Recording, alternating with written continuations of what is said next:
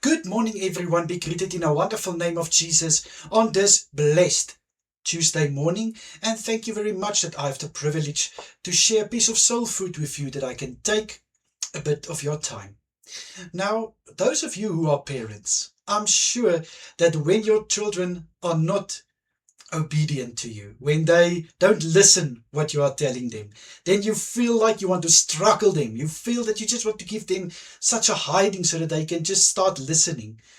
But in today's life, parents are not allowed to do that. But then you can punish your children. And you know what, my brother and sister, God also had his challenges with people who doesn't want to listen to him. Even today, I'm sure God have his challenges. But in the days of Noah, we know that God made everything new because of people who didn't want to listen and want to obey God and believe in God. Now, I'm busy reading through Jeremiah, and here in Jeremiah 36, I'm not going to try to pronounce the names of this king, but this king, let me try it. I'm going to try, so bear with me. Jehoiakim, King Jehoiakim.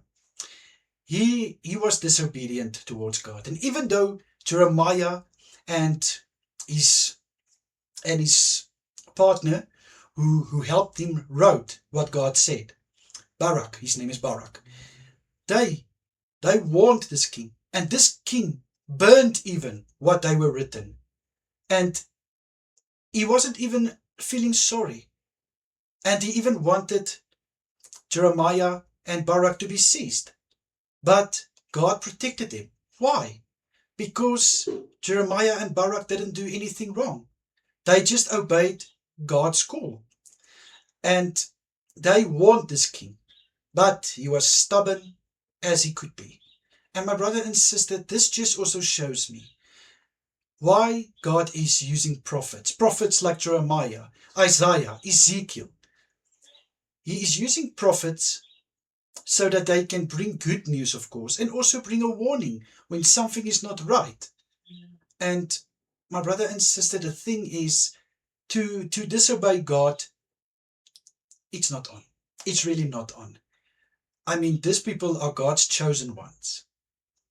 And I don't know what is there in your life that is making you being disobedient to God.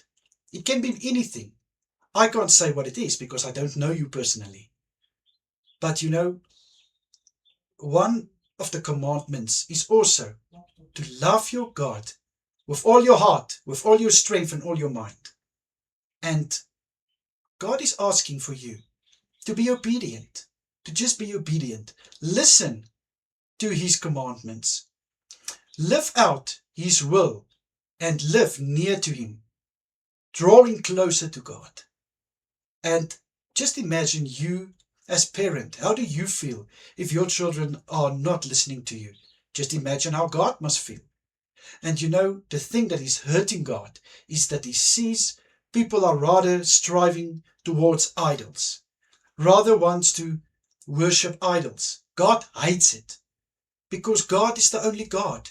He's the one who made all of this, not an idol.